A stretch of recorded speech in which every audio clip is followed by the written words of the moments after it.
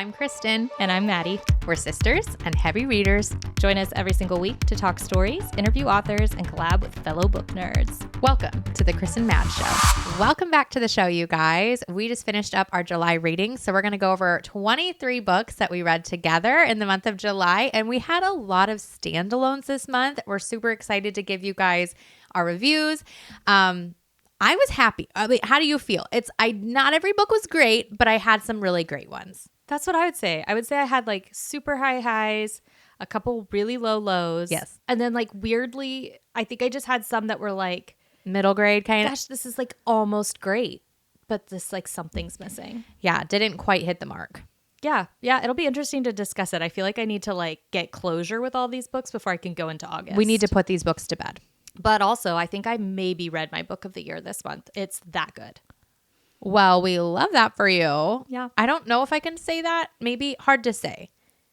I'm a little gun shy on comments like that. I know. It's a bold statement, I have to say. Bold. Well, also we wanted to say thank you to you guys because we were thrilled, elated, shocked, delighted, so excited. You guys did the work, I think, and we were in the top 10 on Apple Podcasts in July for the book category. That is so exciting, huge milestone for us, and we are so grateful. So if you love listening to us on Spotify or Apple, definitely hit the follow button because I think that's what really helps us in the rankings and helps us become discoverable by new people who are looking for a podcast like this. And if you can rate and review us, so much the better. We really, really appreciate that. And obviously, if you're watching on YouTube, the like, subscribe is all there. We love to look at your comments and respond and engage with you guys in the comments. So we just appreciate all of the engagement and love and support you guys have been giving to the podcast. It really means the world to us. And I think it's helping people who are looking for a show like this to find us. So that's amazing. Thank you so much. That's just so crazy, guys. We were freaking out. We were freaking out. One day we were like in the hundreds. Yeah. And the next we were like 12 or something. We were like, the people are doing the thing. We just love and appreciate it so much. You just make our hearts so happy. Okay, let's get into the books because we have a lot to go through today and I don't want us to be rushed at all. So the very first book that we're talking about. It's mine. It's the yours. One I have to do. And guys, I have so many mixed feelings about this book. This is Prophet's Song by Paul Lynch. And this book won the Booker Prize in 2023. This is by an Irish author. So when Kristen and I went to Ireland with the book club in the end of 2024, I was at Border Patrol and he asked why we were entering the country. And I said, oh, we're here with our book club. Like we're doing a bookish trip. And he was like, oh, you're a reader. Have you read Prophet Song? I loved this. I was like, this is such national pride. This is an Irishman who is just like so proud that this Irish author won the Booker Prize. And so like completely sight unseen, knew nothing about the book at all. Sight unseen. It's a house for sale. Right. I just bought it. I thought nothing. I was like, yes, absolutely sold, bought the book. So I went into it with high expectations. I was so excited. And here's the deal. I totally get why it's an important book. I understand why it won the prize. I think it grapples with some very unsettling things that people are scared of right now, today, that are relevant. Oh. What I did not appreciate about the book is that I felt terrified and unsettled the whole time, as you're supposed to. But I never really could fully attach to the characters. And I was so frustrated. You're supposed to be frustrated. Really? But I just didn't go in knowing like this is a book where you're just going to be frustrated the whole time. It's really supposed to shock and scare you, I think, into being a little bit more cautious in your life. It's a dystopian tale. It's basically a doom and gloom. Yeah, it's a very unsettling story of how the state can basically end up in totalitarian control and the nucleic family, just mother, father, children, gets affected. Can be so affected. Yeah, and in such denial, really. Like you're in such denial that this could possibly happen that you just keep like kind of like it's like a frog slowly boiling to death in the water. Like you just like kind of keep acclimating and you just keep hoping like it can't last forever. And I think the whole idea is like at what point do you just realize like you've lost everything? Like, will you do nothing? And I think it's a call against complacency, but it was just so bleak to read. And I felt more emotionally manipulated than emotionally engrossed, if that makes sense. Like it didn't actually inspire in you, what perhaps the author was trying to inspire. I think like so, that was missed for you. For me. And I think it was a tonal problem. I also think that it's a story that's written very stylistically. There's very little punctuation. There's no quotation marks. There are no real paragraphs. Oh. So it's just kind of like run-on sections. And I think that also is I think that's also intentional.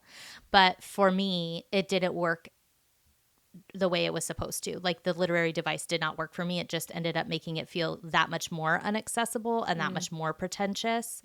And so it was a really big disappointment for me. And yet here I am. I rated it 2 stars. Here I am. And I'm like, do I unhaul it? Because I have this rule that like I don't really keep books that I Maddie will never reread, will not recommend. I didn't rate them 3 or more stars. But this is a book that like, I think because it's attached to that memory in Ireland, and I think because it was such a learning experience for me about reading award-winning books that maybe are not for me, and trying to be okay with my own opinion about them, even though I know this is like an acclaimed work. It's very hard on my ego to be like, I know this is acclaimed, and yet it didn't work for me. And oh my gosh, it's my picture of Dorian Gray, but I'm totally keeping it because I got it in Paris. That's what I'm saying. Like, I don't know if I can like, actually it's a unhaul classic, it. or so they say. I'm wondering if I ever did go back and reread it, knowing, having appropriate expectations going in, if I would see something in it, but I really don't know Maddie, if I will, guys. I really why don't would know. you ever reread a book that was torturous? It was on round 1. So torturous and bleak. It was just so sad. It was... And it made me feel very helpless. It did not inspire me. So that was Prophet Song by Paul Lynch. Big disappointment for me, but I do understand. This is the thing about art like this. It's like, it's important. If these ideas plague this author, which they must, and he feels the need to work this out and do it in a way that honors the severity of his deep fears, I'm just like, then this needs to be told. This needs to be told, this needs to be read, and this needs to be engaged with. And so it's like, I'm glad that it exists, and I'm glad that it got the eyes on it that it did. And yet I really just did not have a good time with it. It's such a conflicting feeling I have, guys. Do you guys ever have that with books where you're just like, I feel like this is important, but I don't feel like it was good for me? Maddie, this literally happens to me all the time. Really? Yes. But I think like the whole let them theory that Mel Robbins is always saying. Yeah.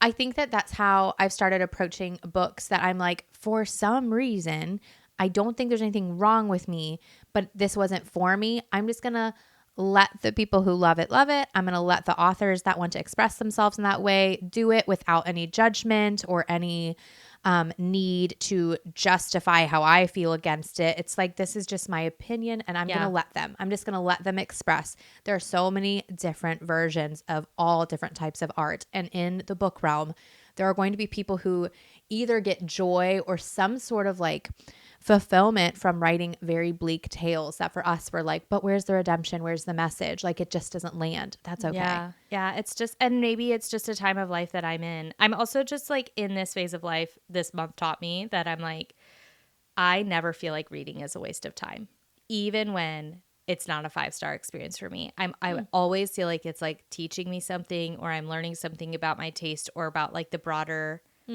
taste of people. And especially when I am engaging with something like a Booker Prize winner, it's like, it just doesn't feel like a waste of my time. Even when it's not for me or I don't like it, I'm like, well, there's discourse around this, and this is getting attention for a reason, and I am interested. Like just for the engagement aspect with my fellow humans. I'm just like, okay, why are we talking about this? What is going on in the broader zeitgeist that's making us feel like this is important right now? I mean, not to get like crazy off topic, but it is on topic. But I do think that there is something attractive and magnetic about trauma and grief and fear, which is why like the news does so well. That's why some videos go viral online, is I think everybody has fear within them. And when they see something from within them being portrayed, there's almost something comforting about knowing you're not alone in your fears. Yeah. So I just think that or anything like people being in a traumatic relationship and they gab about it online, or you read a book about that. If you've been through that, even though it's a horrible feeling, you are kind of like attracted to it. Yeah. Or you feel connected. You feel connected. You're like, I'm not alone. Other people have experienced this as well. So maybe one of the reasons why that book has been so popular by so many is that many humans are here feeling very full of fear. And so to just be like, how about we just go there? Because sometimes that helps take some of the fear away. It's like, just show me how bad it gets. Yes. Give me the worst case scenario. I think sometimes that is comforting to people. You're right. To like go to the worst case scenario in their brain. Yes. I also think that this book is a cautionary tale for the Western society of how comfortable we are and how much we do like to bury our heads in the sand sometimes. It's like we don't want to think about the possibility that there could be a tyrant or that there could be tyranny, and that we could be either feeding into it or complacent in it or affected by it, but so slowly that we don't even realize it. And I do think the book is trying to say, like, do not let comfort become the thing that blinds you. Like, allow yourself to experience fear in a healthy way. If it's a thing that is warning your nervous system, like something is off here and we need to pay attention. It was just done in like a very over the top way. Yeah, but now that we've had this conversation, I'm like, maybe that's why you read that book, so we could have this conversation, because I think that's what I'm saying. It's worth talking about. It never is a waste of time. I am so excited to be done talking about this book, because let's talk about the guest list. What a way to start. So you rated it 2 stars. The guest list I rated 3.5 stars, and this is by Lucy Foley. I've only read one other book by her before, and it was like less whodunit, more mystery, and it was in the Italian Riviera. Is that how you say it? Yeah. Yeah. I rated the guest list 4.25. Holy cow. So way more than that. Maybe I need to redo the rating, because I'm obviously feeling different about it today. I do think that it's a good whodunit. I've heard it's one of her best. It's basically a wedding party on a remote island in Ireland. Setting is peak.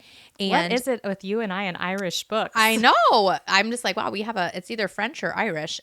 But there's like this weird way that Lucy decided to have the book unfold that I really liked, which is like, in the beginning, you don't know who was murdered, but you know there was a murder.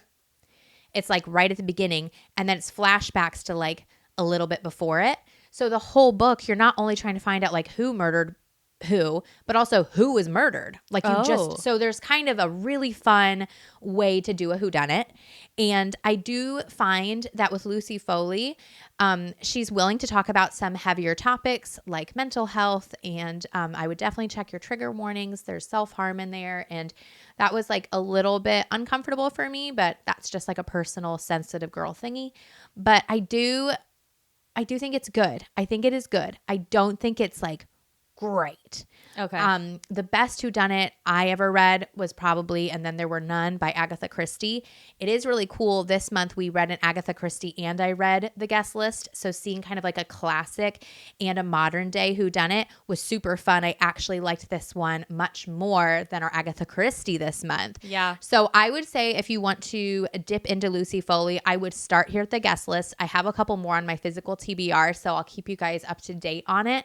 I think what this book really had going for it was the whole outline of how it was set up, the organization of the book. And then I did really like that there were a few twists that I did not see coming. And that just gives me like the goosebumps, the thrill that I love in a book like that.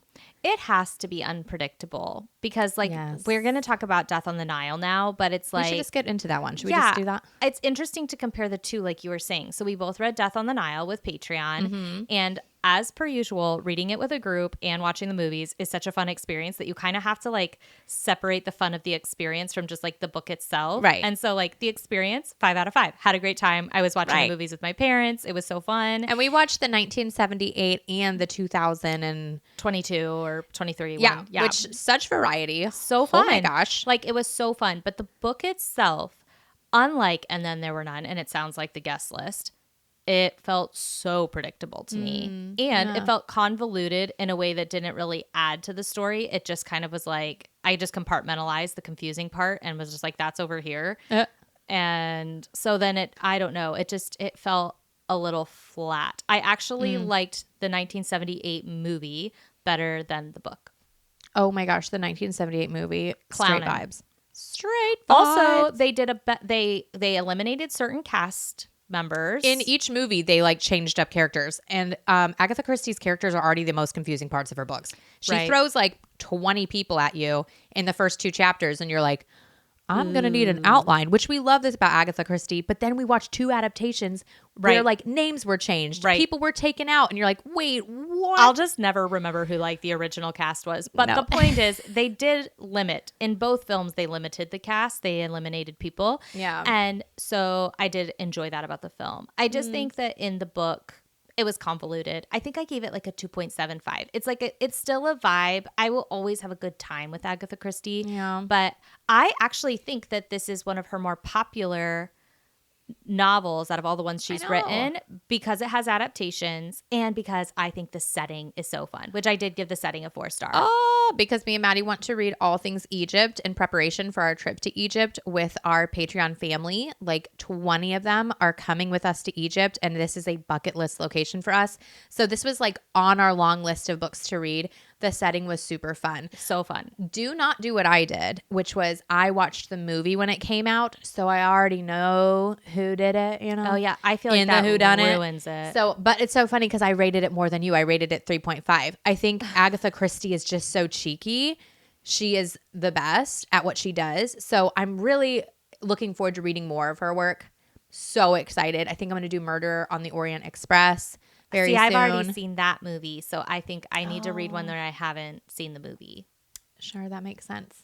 But that is one of her so many. best. Her backlist is huge. Crazy. Okay, so we did a puzzle, Mom and Dad and I, while we were on vacation. We did a Poirot puzzle, which is just like all of his mysteries that he does for Agatha Christie. I have that one from the library right now. Oh, Kristen. How are we the same person? It is such a fun puzzle, but it has all of these little Easter eggs hidden in the puzzle where like there's things from like all the mysteries Poirot solves. Oh my gosh. See, it's like, the vibe. Crazy. Okay, and Mom told me this piece of trivia about Agatha Christie, which is that she was, I think, a war nurse. And so she knew so much about like chemicals, substances, medications, and poisons. And that is why she's so good at using stuff like that in her books, because she actually, she's not like a herbologist, but like she knew poisons. I wonder if there's anecdotes. a documentary on her, because I would eat that up. There's not a documentary, but there is a book written by a documentarian. It just came out and it is all about Agatha Christie.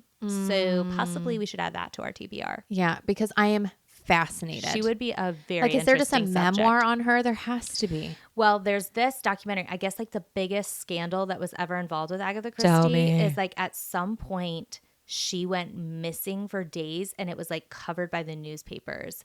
And she was really just like kind of hiding out because I think that her husband was unfaithful or something. Oh. And so she needed space. How could he? I know. I might be getting some of the details wrong, so we need to fact check this. If Agatha was my wife, I would never. Never, right? Like, what are you? But yeah, no, she was like missing for days and they were like, did she die? Did she commit suicide? Was she murdered? Let her have a moment. She was literally just like, give me some space. I hope that she wrote a book where a husband's murdered after that for a little bit of closure. So Death on the Nile, hard to say, but experience 10 out of 10. I love any time we do a read watch with the peeps, because honestly, hanging out in those comments and hearing everybody's theories, it makes a whodunit more fun. Agreed. For sure. Like buddy reading that is fun. You can't like just talk to some random person and be like, who do you think it is? There's these 20 characters. Like, you need people who know what's going on. Okay, so after Death on the Nile, let's jump into Wheel of Time. A Memory of Light by Robert Jordan and Brandon Sanderson. Yes, I finished The Wheel of Time. So proud.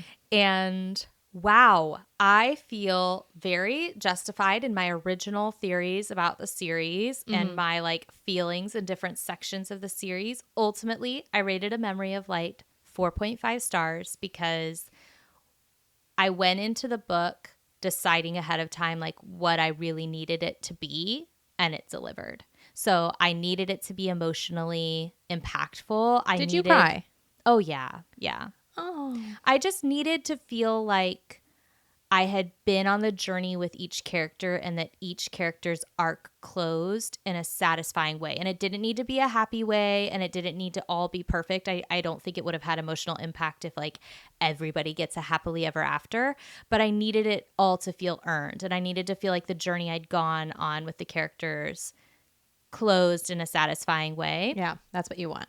Yeah, and I feel like I got that, and I also felt like it had unpredictability and good action and pacing, which I think, you know, in the end of a big epic series where they've been teasing this last battle for literally 14 books, like it needed to feel epic and it needed to feel large scale, and it was. I mean, I think there's a chapter that is over 200 pages. That's just my disgusting battle. Oh my god! But it's like, you know, you've spent 14 books and you've explored this entire continent, and so if a battle is taking place like across this continent, you're going to need some pages to explain what's going on. Do you like reading like war scenes, battle scenes? Well, the way that Brandon did the battles was a lot more, I really don't want to spoil anything. It's a lot less combat and a lot more strategy. So it's like the battle is taking place like in the strategy tent. And it's like, this is what's happened. And these people have gotten routed. And these people, we've lost this entire group. It's less like, what do we do? Ching, ching, stab, stab. No. Correct. Okay. Correct. It was way more strategy based. Okay. And then there were some like combat moments that were more like what you would picture in a film, where it's like in the peripheral, there's thousands of people fighting, but you're zoomed in on like this one duel between like a main character. So there's like drone moments, but then there's like close fisheye moments. Yes. Yeah. Yeah. And it was satisfying. I would say there are parts of the story that still don't land for me, but I was very careful in my review of this book and in my objectivity of this book to be like, is it a fault of this book, or was this a fault of the overall series? And how much can a final book really do to save weak points in a whole series? So there are things in the Wheel of Time. I think that my overall takeaway of the Wheel of Time is that, in my opinion, there are too many characters and there are redundancies within those characters. Oh. So you don't, in my opinion, we could have had more depth, more emotional impact, more connection, more development if we had just eliminated some of the characters. They call that quality over quantity. Yeah. That's what they call it. Yeah. I mean, the Wheel of Time starts with basically 7 main characters, and by like book 6, it's evolved to like 12 main characters. And then you've got adversaries, and there's like a group of adversaries that are all named and have their own agendas and motives. It just kind of gets to be so large in scale. That could be really fun. A large scale series could be really, really fun. But It's just like when you're trying to close it down, that's just a lot to wrap up. And you just won't have that same level of impact across that many characters. I'm just so proud of you. I hope you bought yourself a cupcake or something. I feel very satisfied. And I feel very glad that I read the series. Yeah. So I don't have any regrets whatsoever. And I feel like I can be very clear about who I do and do not recommend the series to. You guys, isn't she great? Just doing the Lord's work for all of us. Kristen, don't ever read the series. I literally, thank you. I mean, I wasn't, but thank you. But here's the deal is like you posted a video talking about the different parts and sections of the Wheel of Time, and so many people in the comments were chiming in and saying things like, thank you so much for telling me that it gets better. I stopped at this section. Now I'm realizing I could just power through and like get some payoff. Or people who are like, thanks for giving me a heads up because I'll know it's coming. Yeah. And if you know, like if somebody tells you this book in this series is kind of the slog book, it's a bridge book, it's just getting you from here to here, it takes too long, didn't need to happen, but whatever. If you go in knowing that, you're not so disappointed. It's like a nice expectation. So I just feel like you did some really great work for us. And now you have some really cool books for your shelves because those covers stop. They're so good. I know. I just like love any book that looks like a book that was on Dad's shelf when we were little. I agree. And they're cheesy, but like in the most nostalgic, warm, cozy, ooey gooey brownie kind of way. I kind of want you to get some art for this library that is in that same style. Yeah. Because it's so like old school Tolkien. It's very like the I need outfits. to make a contact at tour and be like, what's in the basement of your buildings? What like can take me to the basement? What conventions did you go to in the 80s? Could I get some of that display? Isn't there a Robin Hood Men in Tights or something? Yeah. Is that what it's called? That's what it's giving to me. Yeah, it is. It and does I give that. love it. I do too. I did start episode 1. It's like I'll never read it, but I was like, I might. Oh my God, I'm F around and play with this show. Because I do think you will love season 1 of the show. I really do. Just season 1, or you've only watched season 1? I've only watched season 1. But okay. I was like, continue. wait, it sucks after that? No, I'm going to continue. This is one of those situations where I will not read before I watch because I will never read. And then I'm like, go enjoy yourself, Kristen. Yeah. Yeah. So far from episode 1, the pilot, I was like, okay. It's kind of giving me like Aragon vibes, which I just kind of love an old medieval fantasy. Yeah. It is like the coziest It feels thing. nostalgic. Well, you finished a series too, and we need to talk about that. And my series is only a quartet, so 4 books, and I had read the first 2 books last month, and then this month I finished off. So it's the Ember and the Ashes series by Sabaa Tahir. This is my first books by her, and I read the 3rd book, which is A Reaper at the Gates, and the 4th book is A Sky Beyond the Storm. Now, I rated book 1 4.75 stars. I feel like it was this beautiful start. The characters are really interesting. The world, magic system, basically just the setting is a 5 out of 5. Just really, really good. And then characters. So I already felt like we're off to a great start. The plot in book 1 was so tight. Like every single page was getting something done. And that is such a huge part of my personal enjoyment in a book, is if there's a plot that like really flows forward and I feel like everything has a purpose. Okay. So that's where we started. Book 2 and book 3 felt like they could have maybe been merged to be a book 1. It's like I didn't dislike either book, but I felt like there was some wasted time. And when you really broke down what happened in both books, it was like enough for 1 book, not 2, in my personal opinion. So I kind of wish that this had been a trilogy instead of a quartet. Now, book 4, I'm like, okay, I just did 2 kind of like 4-star books, not the 4.75 that I got in book 1. So I was really, really riding on book 4 being like the God tier one. I think I just went in with a 5-star expectation, and that's not what I got. I got another 4-star book. Obviously, this is my personal opinion. I think what really, really worked through the book is that your characters have really great arcs, like really great. Elias, for one, like if you've read it, you know, such an incredible character. Might possibly one of my favorite fantasy characters of all time. Whoa. Helene, amazing. She was giving Manon the whole time, and I just absolutely love her savagery. I also think that like the reveals that happened at the end were satisfying. You get so much backstory about why the bad guy is who he is, and you get these reveals and you're like, wait, whoa, that's why. So much enjoyment there. The only reason why I couldn't give book 4 a 5-star is because I personally need the ratio of characters I care about dying and characters I care about living to be heavier on the living and not on the death. And it was heavy on the death. Like when I tell you, it broke me. There were characters that were like so important to me. So Sabaa Tahir knows how to make you care. I cared so much. And when they died, I'm like, excuse me. I was going to throw the book. Did it feel earned? Like, did you feel like for their arcs, it was like, this is a moment that they chose and they are at peace? Or did it really feel like some of it was just like meaningless horror? I couldn't tell. Like, obviously I don't know Sabaa Tahir, but I really want to like sit down and talk to her about this. Like, why when this character just had this huge personal breakthrough and things just started working out for the very first time in their life, are you just going to have them brutally, savagely murdered in front of all the people who love them? Wow. Why?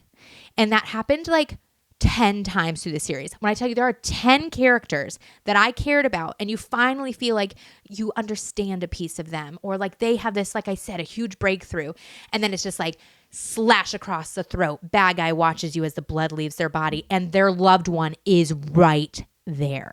It's kids, it's mothers, it's siblings, it's lovers. Whoa. And book 2 has like crazy torture scenes, which is why in that book I think I had a hard time.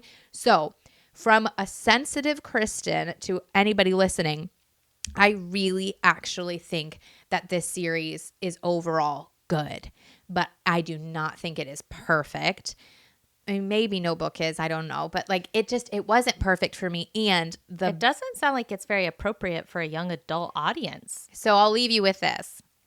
I usually only keep books on my shelf that someday I plan to lend out or have like my children read when they are of age for it.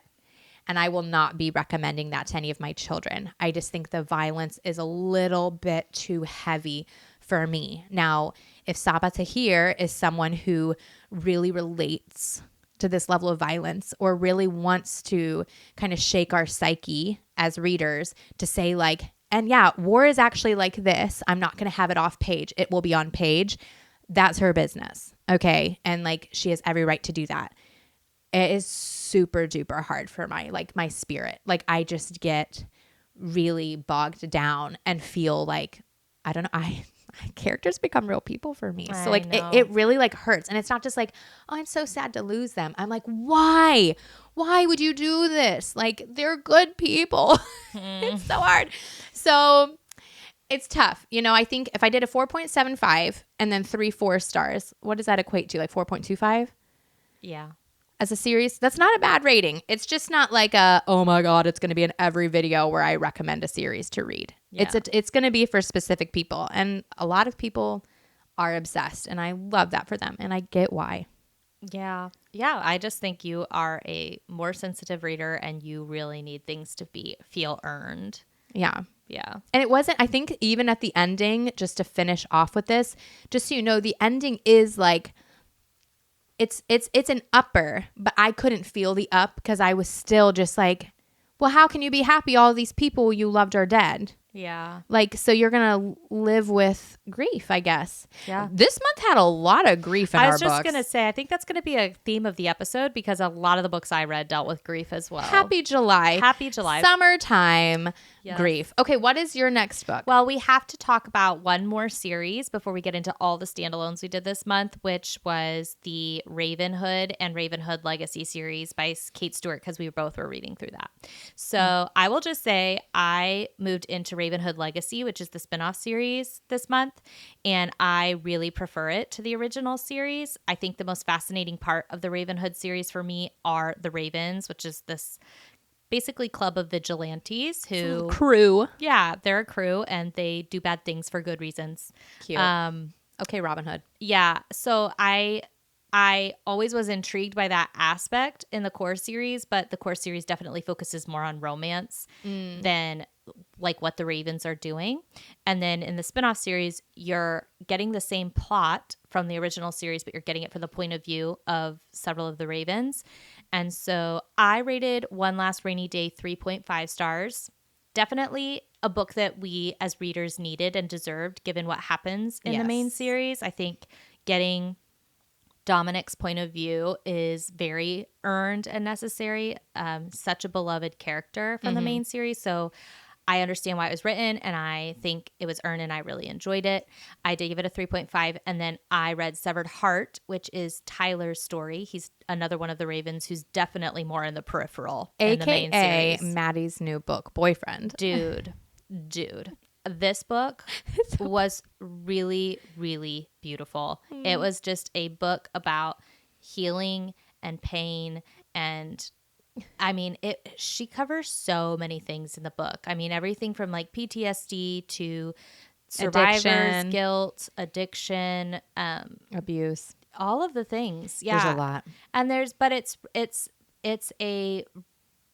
I think it's a incredibly tender story about the healing power of friendship and love. And I think it's a story about resilience and human strength. And There's always time to change. Like, I felt like it was like, it was just beautiful. just because you're one way for a certain amount of time does not mean you have to be that forever. Yeah, I cried. I was moved. I felt like I did listen to it on audiobook, and because the main female character is French, the narrator had a French accent, and I think that really immersed me in the story. Yeah. I do think that we both did these on audio. I think that having audio with many different narrators was super fun throughout all of them. I ended up between the end of last month, because I read the first 2 books, which is Fallock and Exodus, at the end of June. And then July, I started off and did Finish Line, which is the 3rd book in the original trilogy.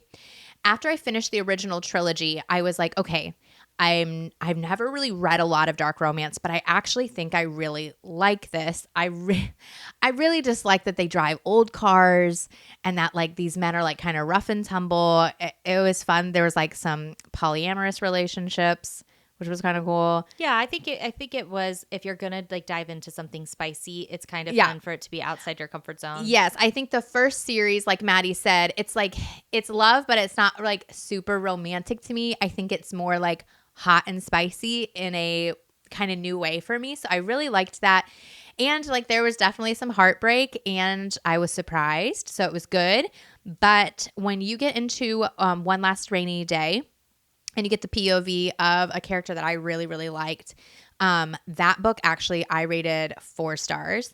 And I feel like for me, that one maybe hit harder than for Maddie because she didn't actually read the whole first trilogy. Correct. I think it would have. I think you would have liked One Last Rainy Day more if you had gotten some of that back end stuff. I just wonder. Yeah. And then Maddie is 100% correct. The new book that came out, Severed Heart, it's just what I want in a contemporary romance. The emotional pulls were very strong.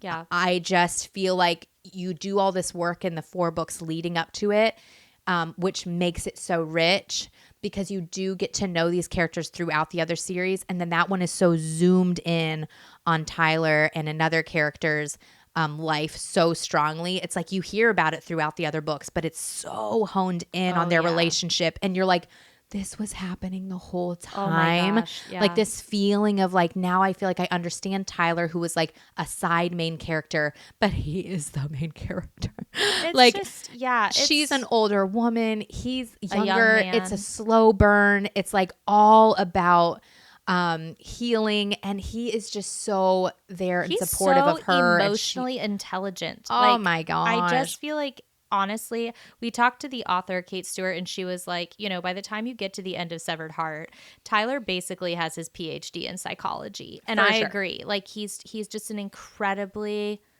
emotionally intelligent character. His mom is a therapist. Sorry, that's a mini spoiler. His mom is a therapist in the book. And I think that impact on him is just like, it's just so refreshing to read a male main character and to have his point of view where he is incredibly aware. Yeah. Incredibly emotionally intelligent. It was very refreshing. I also liked the main female character in that book. Agreed. And it can be very challenging sometimes to be like, you either really like the guy or you really like the girl. And I feel like because both of them are people that you are like rooting for and you enjoy their personal story and how they like weave together, I just was giddy when Maddie was like so into it. Yeah. Because I'm like, who would have ever guessed that Maddie, with all of her Wheel of Time and all of her lit fic and like, I mean, Maddie has sci-fi that she reads a lot. She picks up a dark romance and is like, oh my God, 5 stars. It just hit for me. I swear you can find really strong themes in any story about human if you're connection. looking for them. Yeah. Like, I think you have to go into books saying like, what can I learn? What can I discover? Not just like, are you going to entertain me? Right. It's like, there's always something more. There's something beautiful. Yeah. I just really enjoyed it. I don't know. I think that the series overall is kind of like you get what you expect going in until Severed Heart. And I think Severed Heart surprised me in the best way. So I loved it. Yeah. I feel like most of the rest of what we have to talk about this month are standalones, which is rare for us because it's so fun to have standalones to recommend. So I can't wait to get into it. Well, we've been doing our physical TBR wheel, which, to be fair, both of us have a decent amount of standalones on those. That's because we're such series girlies. Yeah. But now that we've forced ourselves to be like, we are going to read every book on our physical TBRs by the end of the year. We're actually going to finish way before that. I already know. Yeah. But we spin this wheel and it's all the books that like we've had and we're excited about, but we weren't picking up because we've always been in series. I swear that is why. That's why. Yeah. Yeah. So now we're just like, here we go. So you had the library. Library at Mount Char by Scott Hawkins. And in my review, as I sat down to write this for Goodreads, I was like, in conclusion, it sounds like I liked this way more than my rating would like say. Like, I think I rated it a 3.5. I feel like for you, Maddie, people can't just look at your ratings and know if you liked it or not. I know. You need to like see the breakdown of like, if your enjoyment for a book, your personal enjoyment could be a 5, but you might just say like the characters are only a 3 or something. Yeah. Like, and that's how it shimmies it down. But yeah. Maddie could have 5s in one or more categories. Right. And then the overall average will bring it down. Yeah. So with Library at Mount Char, here's the thing.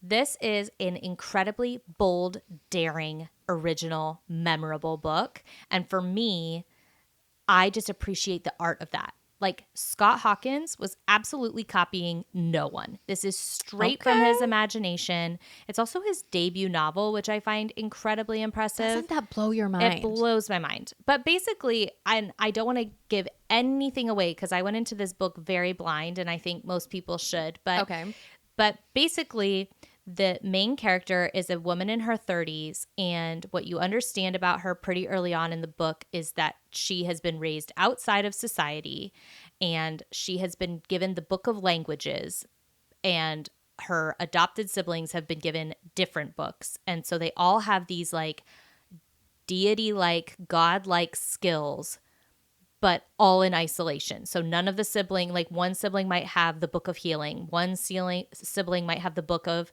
war. One sibling might have the book of animals. She has the book of languages.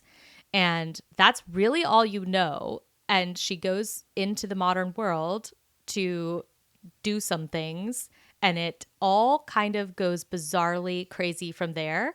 And I didn't really know until about 50% through the book, like what the plot was building towards. Oh my gosh. So it was very bizarre. It was so unique and original. And so I appreciate that about it so much that it makes me want to boost the rating, and it makes me want people to check it out because I just think it's very artistic and original. So that's who it's for. People who are like artsy fartsy, I just love a weird book. Yeah, that's going to be like hard to forget because it's just not iconic. Like anything else. It's very iconic.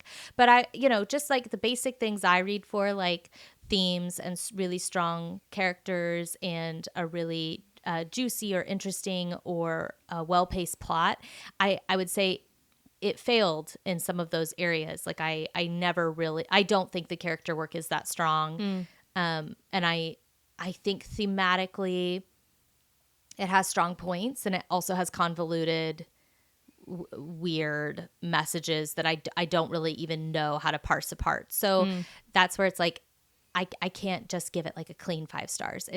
But it's definitely one you could talk for ages about with people who've read it. And I'm really glad I read it. So 3.5 for that one for me.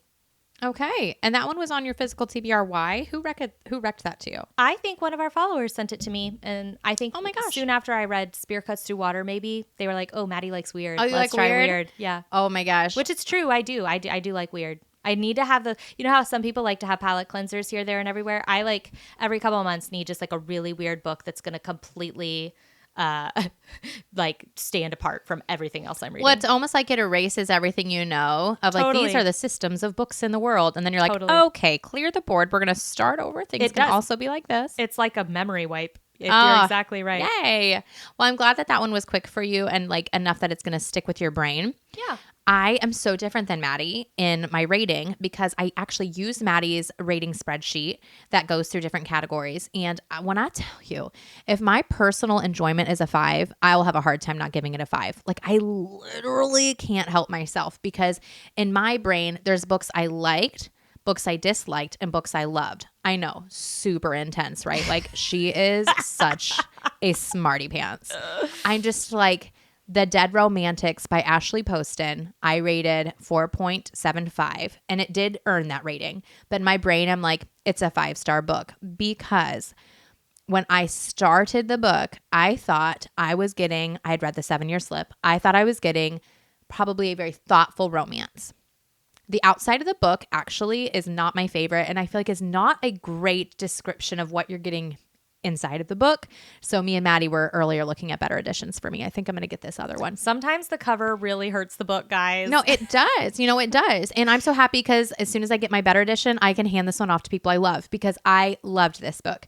So The Dead Romantics actually handles grief and family dynamics and just what it's like at the end of our lives, what it looks like for the people who are still alive when somebody they love passes so beautifully. Oh. It was kind of like Gilmore Girls setting because you go to this small town, which is where our main character was raised, Florence Day. And it also reminded me of the Addams Family because Florence Day was raised in a funeral home because her father and mother, that's what they did in this small town, is anybody who died went through their home. The Addams Family meets Gilmore Girls. Yes, like they all like her dad like would celebrate death. He loved celebrating lives and her dad was just larger than life. Well, she left the town to work in New York City. She's a ghostwriter. And when her father passes, she goes back home and just because obviously if you've been on our channel for a while at all, things that have to do with like dads and the fact that her father passed and when she just remembers like what he meant to her and what things she wished she had said or things that she said that she's glad she said, that was all so tender and sweet. But what's so funny is, I said she's a ghostwriter and it says this on the back cover, so it's not a spoiler, I made sure. She also sees ghosts. So living in a funeral home growing up, she literally would like talk to ghosts and help them pass on. That was like if they had unfinished business, she was this little girl and would talk to ghosts. And what's kind of bizarre is that like the person that ends up being her love interest is a ghost. And the commentary between them, their walks through the graveyard, that's what I'm saying. Like it was giving Hoa Hoa season so hard. So the nostalgic, it does mirror a 90s rom-com that we love that I can't say because it's a spoiler, but nostalgia was so high. Honestly, just like emotional impact. It did make me cry. Just everything to do. Oh my God. Everything to do with her dad. Her sister's like this emo morticianer and her brother is like gay and trying to figure out when he's going to ask his love to marry him. And like, it's messy and it's awkward and they have to like talk about things that they've been avoiding for years. I'm like, this is real life. And it's just in a freaking contemporary romance. Thank you. This exists. More of that, please. I'll put it on my October TBR. Maddie, it will be literally an afternoon snack and you'll just get the warm fuzzies. Now I say this, but I also know that you're a critiquer and I will say the beginning was not like a blast off. Okay. When it starts off with her in the city, I was kind of like, oh, another author in a city with deadlines. Hilarious. The editor's hot. Of course. Like I was kind of feeling that way. As soon as she gets back to her family, which is like the last 80%, anything in her hometown is good to know. And so good. I want everybody to read it in this season. Like the next 4 months will be perfect for this. You sometimes just got to give things a chance. So that's good to know. You just kind of got to let it start, let it breathe. Now I want to read her newer book that just came out. It's about like musicians or something. Oh. Like I want to read more of her work now. 7-Year Slip was also very, very good. Uh-huh. Yeah. So we need to read more of her. I have read none of her books yet. So maybe Wait, you didn't read the 7-Year Slip? No. I did not. I'm so sorry. Don't be mad. Guys. I'm so sorry. It's like I want to tell you I won't talk to you again until you've read it, but like we work together, so I guess I can't do that. Oh my gosh. Okay, what's your next book? I need to talk about Writers and Lovers by Lily King, which is also about grief and death. Oh my gosh, that's so crazy and original. I know. It's the theme of the month on accident. But Maddie, you did tell me that I could take this off my TBR even though you had enjoyment for it. But it's just not a book for me. So if you're a Kristen and not a Maddie, listen, but don't feel like you have to read it. Okay, well, Writers and Lovers is a lit fic. And I think that probably romance readers maybe gravitate towards it because it does have a pretty significant romantic plot, subplot.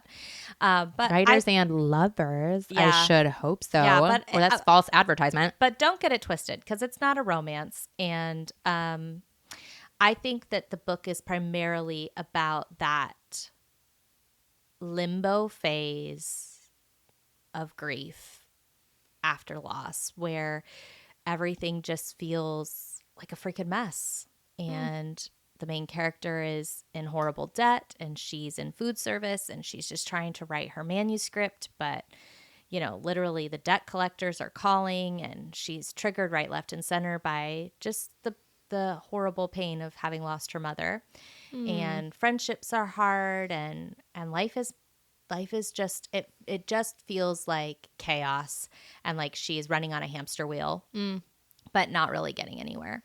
And so I think the book is just like kind of a zoom in on that feeling. And so I think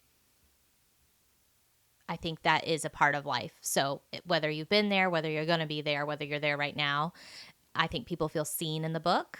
Aww. And I do think it has like a very clean ending. And that was nice. And I think the message was good. I just think this was a classic. Everything in this is fine, but nothing in this is pushing anything. So it's it just like the characters were good, not great. The setting, good, not great. The plot, good, not great. It was all just like very fine for me. But I do think it's like very palatable. Like it is a kind of a book for everybody, but I just don't know that it's going to be a favorite for anyone. But maybe it is. Maybe that's just how it landed for me. I just thought it was like, oh, that's good. I understand why people like this, and that was literally all I could really say about it. Oh man, that doesn't make you feel so good though. Well, like I said, like we said it earlier in this conversation, like I'm sure at some point I will run into someone and this will be the perfect recommendation for them. So I'll be glad I read it. I actually feel like I can think of people off the top of my head who would like that book. Exactly. And that's not a bad thing or a dig at them. It's just like, I know that that's their bag. Yeah. Like that's like their favorite kind of book. But I forgot we had one more series book. I need to do, yeah. Whoa. Okay. I'm just going to say it. I read Onyx Storm thanks to my wheel. And I was very excited when I heard this book was coming out because book 1 was super good for me. And book 2 is like still good. It just felt like a little long, I would say. But I actually enjoyed my time reading Iron Flame. It just took me forever. So Onyx Storm comes out.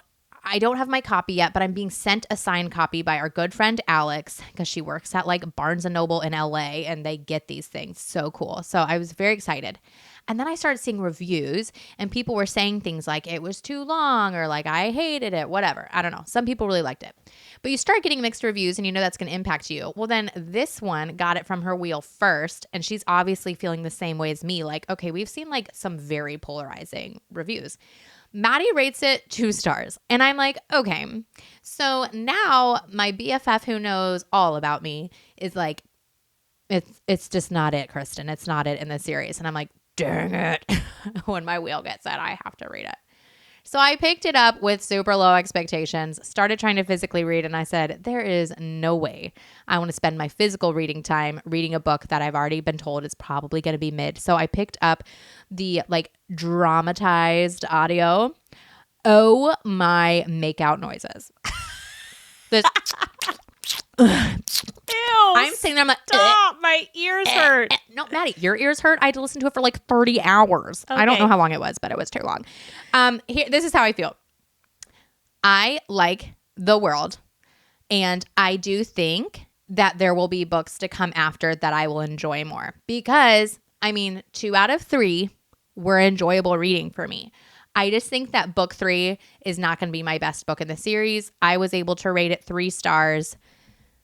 It's like hard for me to talk trash when a lot of series I love have a book or 2 that is kind of a flop-a-doozle, if you will. Crown of Midnight, anyone? Yeah, like it's like, is it horrible? No, but it's not the book that you're like, oh my God, it was Crown of Midnight and Throne of Glass that did it for me. No, like Onyx Storm, maybe some people will say this, but I'm going to guess that it's not anybody's favorite book the books. I think that if you and I were like taking the time to really deep dive it and look for Easter eggs and foreshadowing, and if we were like if we weren't just like flying through it like for the character moments and like the fun of it, because I do think this is like a really fun series for us. Because I love the world. Me too. And I think part of what made me rate it so lowly was all of the like side quests to nowhere. Like it just let's go over there and then come back to the school. Now let's go over there. Yeah, and it's we'll like come back to the school. They weren't yet earned, but there are 2 more books in the series, so there's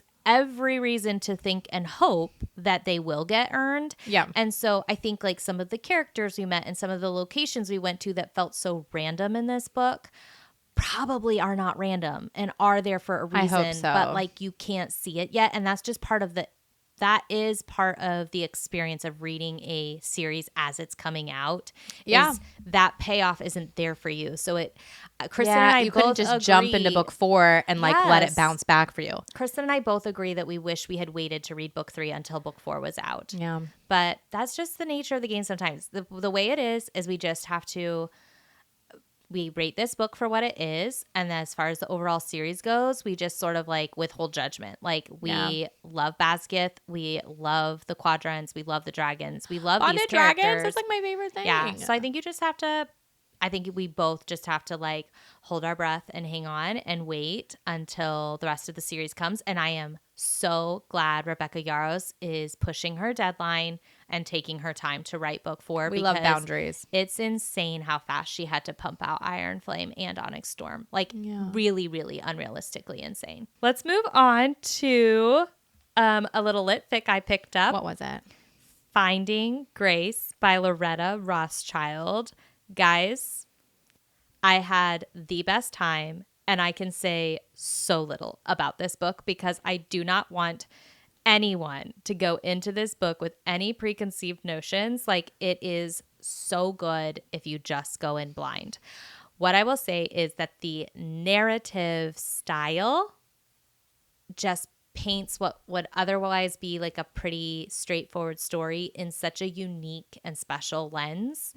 And just like what Kristen said with the Dead Romantics, this is a book that is very similar to a movie Kristen and I watched growing up that we love so much, but I can't say what it is because I just really, really, really want everyone to go in blind by the light. It's such a crazy first chapter, and like the first chapter ends on such an insane moment that it's just crazy.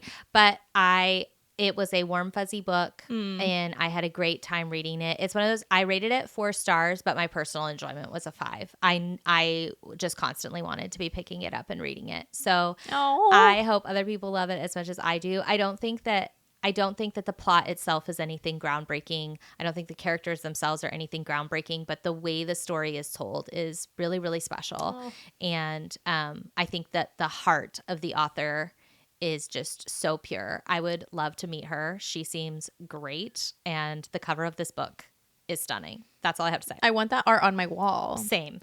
So I was going to stop adding books to my physical TBR. Like, we're literally on a ban. But that one is really hard. I know. Really hard. It's I so actually pretty. broke my wheel last week. We had like a little indie bookstore stomp, if you will, with our friends. And we went to 2 indie bookstores and 2 like locally owned coffee shops. Talk about a dream day. It was also rainy. It was lovely.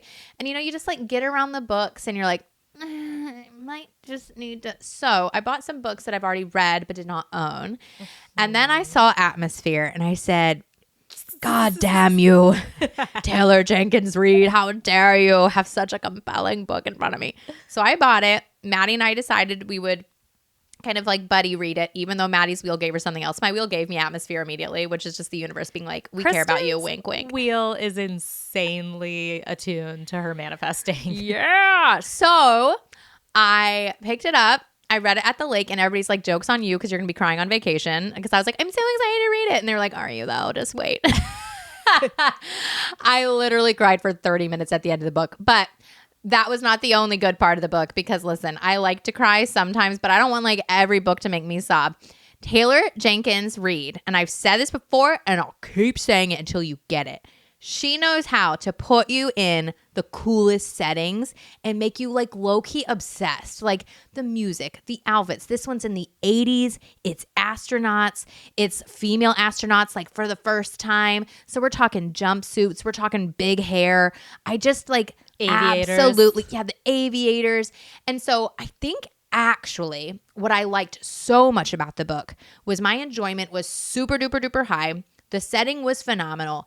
And the love, when I tell you the love, It was in phenomenal. this book, it was so sneaky too. It snuck up on you. It wasn't like immediately this is a romance. Like it wasn't maybe even going to be a romance No, for like the but first half. I think it's because the romance is between two well-developed, compatible, interesting characters who have a believable and like pure and healthy dynamic with each other. And so it's just like really, it makes sense. It feels like watching your friends get together. Like it was really special. And the found family aspect of everybody who is like training with NASA to become astronauts, like their class. I also just really like that like you're getting characters and there's some awkwardness. There's like the person who's odd man out. There's the person who likes you, but you're not into them. There's the person who's kind of a jackass. Like it's kind of everybody. And I just like that they like hung out together and they went to the bar, and I could see it so vividly in my mind. And her books always do this for me, that she knows how to create a mental picture that just makes sense. I have now deemed it my favorite Taylor Jenkins read, which is very hard to say because I've read 3 other of her books that I really enjoyed. I think she's just a great author and I'm looking forward to reading more. But this one really took me to just some really lovely places during my read. So I rated it 5 stars. Now let's hear the others. Let's read the others. So let's flip the coin here and see. Oh, I liked it. I will totally echo what Kristen said, that I feel like Taylor Jenkins Reid is a very easy author to recommend because she doesn't write a bad book. Now, are all of her books going to be 5 stars for everyone? No. And are there some that you'll like more than others? Yes. Yeah. Are there flaws? Yes. But she doesn't write a bad book. You can literally recommend any one of her books to just about anybody, and they're sure to have, like, at the very least, a decent time. She's great with pacing. She has super immersive settings. I think her main characters are always very well developed. In Atmosphere, I think that there was some side plotting that she did intentionally in order to create what I think she hoped would be a bigger emotional impact at the end. And to me, it pulled me out of the story. It felt contrived. It felt a little overdramatic. And so that reduced my plot rating quite a bit. While I thought that the main characters were brilliant, I'm obsessed with them. I felt like some of the side characters were put in for plot convenience and were not very well developed and were somewhat caricatured. So that for me made Atmosphere less enjoyable than The 7 Husbands of Evelyn Hugo or Daisy Jones and the Six. But I still love it, and I do love the setting, and so I will easily recommend it to people. Mm-hmm. I rated Atmosphere a 3.75. Yeah. I mean, whatever. Also, I did not cry like you did. And I really thought that I would, but I think I think it's the difference between audio. I don't know how people cry listening to audio. Oh, I thought that the audiobook was brilliant. I'm sure it is. I have listened to some great audios, but audios have never made me go sob during audiobooks. Oh, I've sobbed and sobbed. I need to look. I'm pretty sure that I've felt emotional listening to audiobooks, but I've never cried in an audiobook. Oh, I think so. I could be lying. Faux show have. I just feel like when you're reading, you can do like a pause for effect or something. And I just like I read it and I'm like, oh my God, they just said that. Like I'm having these little asides in my brain that I love. But we have to talk about, speaking of books that I have sobbed in that were audiobooks, The Realm of the Elderlings. Oh my gosh, I'm listening to it on audio. Will it ever make me cry? Kristen, you don't have a soul if that's the way it does. What? Okay, well, that's a little drama. This is a reread for Maddie. We're doing this with our Patreon because honestly, Robin Hobb's books are very fun to deep dive on. And even though like it's a bit of work for Maddie and I to like read and take the notes and take the time to talk about it, it's actually enhanced our enjoyment so much. Or at least for me, like I feel like Maddie's not a liar. basically if she says that these books are fire, they are fire. This is like the best fantasy I've read other than Lord of the Rings in my whole life. And fantasy is my favorite genre to be in. I don't know how she's doing it because I'm definitely not enjoying when people are being a-holes in these books. Right. I'm definitely angry and wanting to rage sometimes. I'm just like, communicate better. Just slap her. Like, I'm like, oh, the injustice. But, oh my gosh, the world is humongous. The foreshadowing. There's never a throwaway character in Robin Hobb. No. Even like side characters or characters of plot convenience are like written in such a way that you can tell they're fully realized characters with motivations and trauma and shit that makes them who they are. So nobody does characters like Robin Hobb for me. But yeah, we're doing Ship of Magic, which is book 4 in the full 16-book series, but it's book 1 in the Live Ship Traders trilogy. And we have several readers who are just starting with Ship of Magic, which you can do. You can totally do that and then just go back to the Farseer trilogy. And my dad was finishing it with me on vacation. Kristen's reading it. Mitch is about to start it, my husband. So I'm having the best time that everyone in my life is becoming a Robin Hobb stan. It's what I need.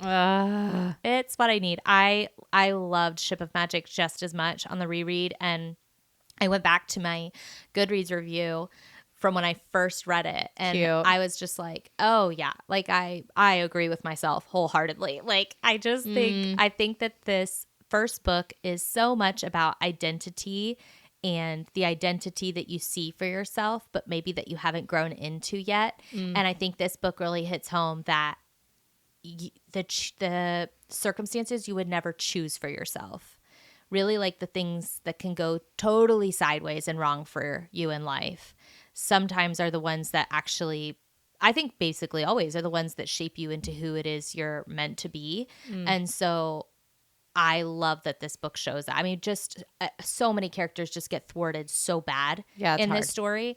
And they start the story just really feeling so solid in their identity. Like, this is who I am and this is what I want to do and this is who I'm going to be in the world.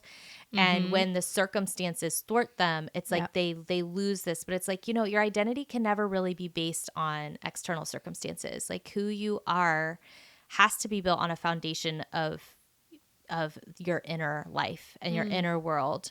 And you have to allow circumstances to forge that inner person, not the other way. Like, you don't impose your will on the world unless you're a tyrant. So I loved it. I loved that book.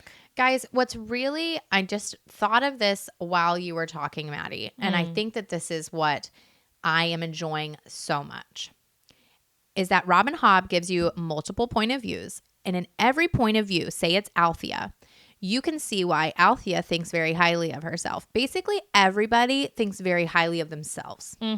But other people think less highly of you and are able to see the things that maybe you're not a 10 out of 10 at, but you can't see it because from your point of view, you're like, I've got this. I'm the right choice.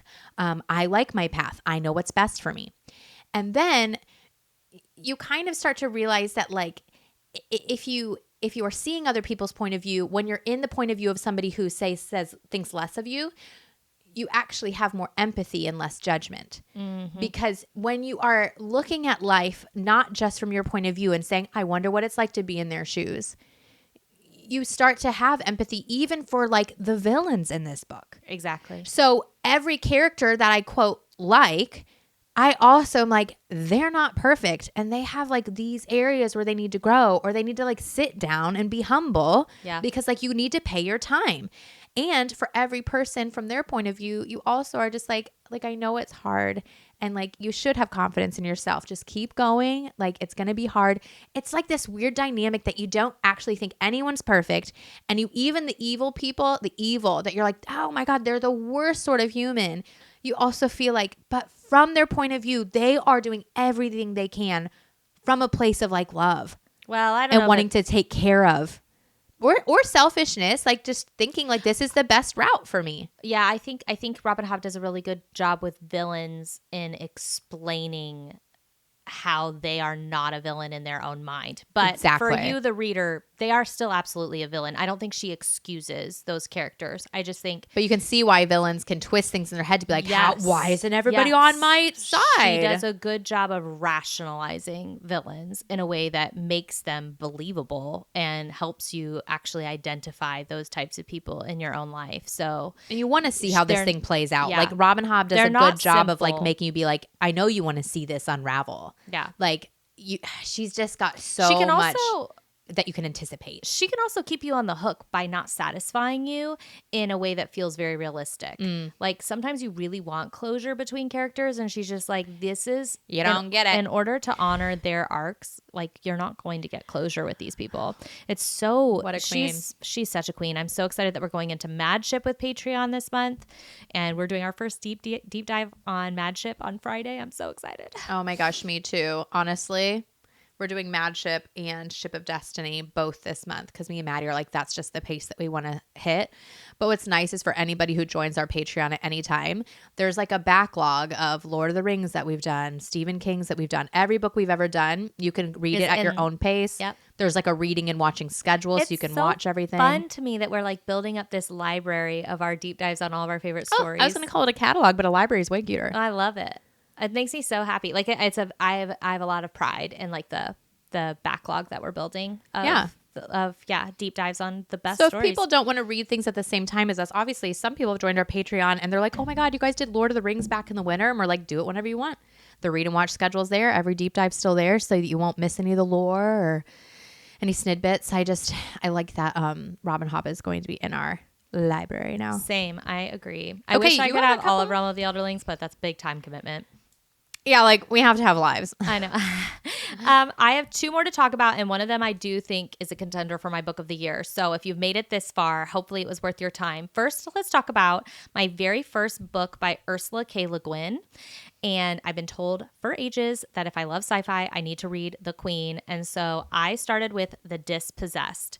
And I did have to use a YouTube video, which I will link below, to just help me process what I was reading because it's not a very plot forward book. It's actually a very philosophical book.